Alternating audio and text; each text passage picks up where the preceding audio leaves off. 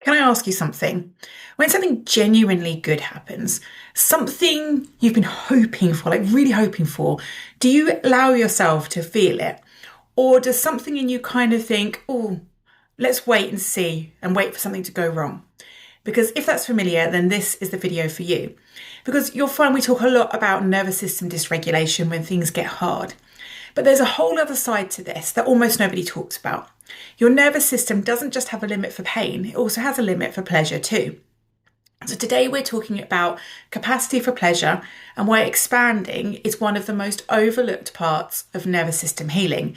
And stay with me, at the end of the video we'll go through a practice together and you can start working on this straight away.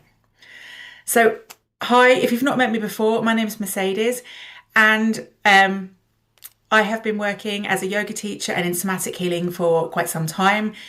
And I'm trained in EFT and all sorts of other things as well. But also I share my own journey and the things that I'm experiencing and what works for me and what I have experienced, and I bring that to my teaching. So it's kind of like real life teaching as opposed to textbook teaching.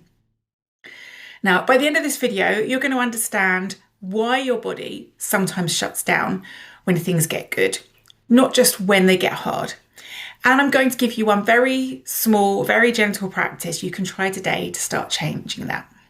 So we're going to follow this path as we go through the video. First, we're going to talk about window of tolerance and why it cuts both ways. And we're going to talk about the upper limit. So what happens when things feel too good? And just touch on why rewiring all of this is not toxic positivity. And then we'll do a micro joy practice at the end. So stick with me for that. Okay, so let's jump in with the window of tolerance. So you might have heard of the window of tolerance, and we often think of it as kind of the window between where we're not kind of like overwhelmed in fight or flight or shut down and collapse. Okay, so it's kind of like where we're in this nice even keel. And we talk about that in terms of stress. So we're not overly stressed and we're not totally shut down.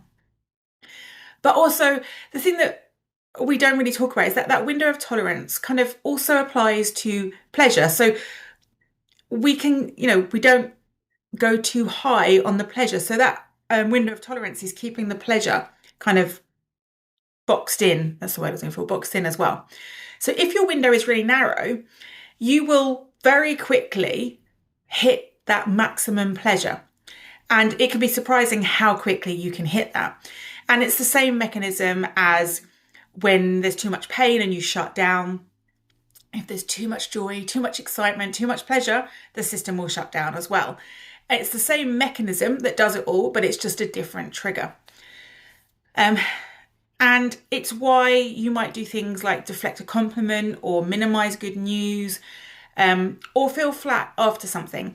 Your nervous system doesn't feel safe to enjoy it because it's waiting for the other shoe to drop, if you will. It's waiting for something to go wrong. It's just too overwhelming for it. And we have to remember the reason this window of tolerance lives there is because the nervous system likes what's familiar. So if for a very long time we have not been allowing ourselves to experience pleasure, then when we begin to experience pleasure, we go outside of that window of tolerance because it's not familiar. So the nervous system will do something to pull us down, to pull us away, to shut it down because it's unfamiliar. And so we go outside of our window of tolerance and then we have a reaction like if it was pain. Because the nervous system can't determine like what is good, new, and what is scary, new. It's all scary because it's new and it's unfamiliar. And so the more we've kind of denied ourselves pleasure for a length of time, the harder it is for our systems to be able to experience pleasure. And this comes kind of like to the same thing with this upper limit problem. So when we talk about upper limit, Gay Hendricks actually coined the term upper limit problem. And it's the idea is that we all have this internal thermostat for how good things are allowed to feel. So it's the same, this is like the idea that the nervous system has this idea of, well, this is how good it's allowed to feel. That's familiar. Anything better than that, not sure. And then it will do things to pull us back down, to self-sabotage, it will give us anxiety. We might pick a fight or we get ill, but all of these things happen because not consciously, because we don't consciously want to destroy the joy, because we want to experience the joy. But subconsciously in our nervous system is like, well, all of this joy is unfamiliar. I don't want to experience it. And it just will find a way to push it down. And this can come from the concept and the belief, and this can happen quite often, that when something good happens, something bad will happen afterwards, and this actual pattern will reinforce that. So because our nervous system doesn't feel safe with the joy, when we feel the joy, we do something to sabotage it, or something happens to sabotage it, and then we feel bad. So then we have this belief that pleasure is a warning sign. Pleasure is the sign that something bad is going to happen. If something good is happening, then something bad will happen afterwards. So we're feeding into that loop.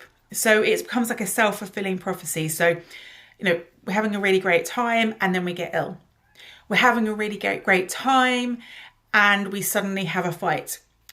And all of these things feel like they're going in a cycle and they have to go that way. And I clearly remember when I was a teenager, and my mum saying to me that whenever anything good happens, something bad always happens afterwards.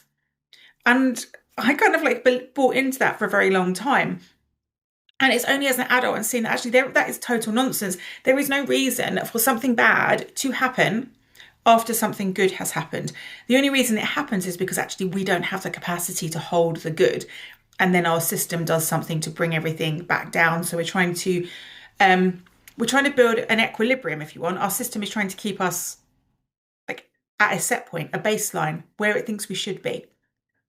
And when we're going up too much, it does something to bring us back down to this baseline. And so it feels like something good happens, then something bad will happen, something good happens, something bad will happen. So the work is to raise that baseline so that the pleasure is easier to experience and that pleasure doesn't feel unfamiliar. So when we experience it, we don't have a reaction to that pleasure. And this is why it's not toxic positivity, because we're not saying we're going to just say we're feeling joy, or to say we're happier and more grateful. We're not going to sit there and go, oh, everything's wonderful, I'm really grateful for everything, because this isn't a mindset practice. This is a body practice. This is what we're allowing ourselves to hold safely and to feel safe holding. And our body learns through experience and not instruction. So you can't think into a wider capacity for pleasure. You have to feel into it. And so what we're going to do, and we'll go into the micro joy practice now, is give you a small practice that you can do on a daily basis I would do it for the next 30 days and see what it does for you. And we'll go through the practice and I'll explain a little bit about it afterwards. So what I want you to do, and this is why we keep it small, is to think of a 2-second moment of pleasure. So not a full holiday or a big win, something tiny. Like for me, what the first thing that comes to mind is my son's just giving me a smile, just looking at me and smiling. Or the warmth of a mug in your hand, how that actually feels. The feeling of a soft fabric. So sometimes you put that lovely cozy blanket. How does that feel when you wrap yourself in it? Or the first sip of something you really enjoy. Or something like sunlight on your face, how lovely that actually feels. Good. Now, hopefully you've got one. Now, just stay with that for the next 10 seconds, that feeling, that small feeling of joy. You don't need to explain it. Don't earn it. Don't move on. Just let it be there. And notice if anything in you wants to dismiss it, minimize it, or move it on. Because that's the ceiling, that's you reaching that upper limit. And notice it without pushing through. That's the practice. So just be with that moment of joy. So that brief moment, just that short practice is all that you need to do. And that's called titrating pleasure. Tiny doses, enough to register and not enough to overwhelm our systems.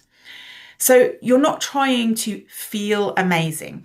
You're teaching your body that small, good things are safe to feel. And if you do this once a day or even 2 or 3 times a day for the next 30 days, just come back, listen to this bit, just go through the little practice with me on a regular basis. Then over time, your window and your upper limit will expand. And it's not because you forced it, but it's because you kept showing up to the edge of it gently. So if you found this video interesting and useful, remember to like and subscribe so that other people get to see it as well, and add a comment. Let me know which bit you loved the most, or what came up in your practice. So what was your moment of joy? What did you experience?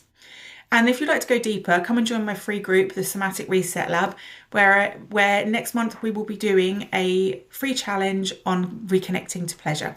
And I'd love to see you on the inside.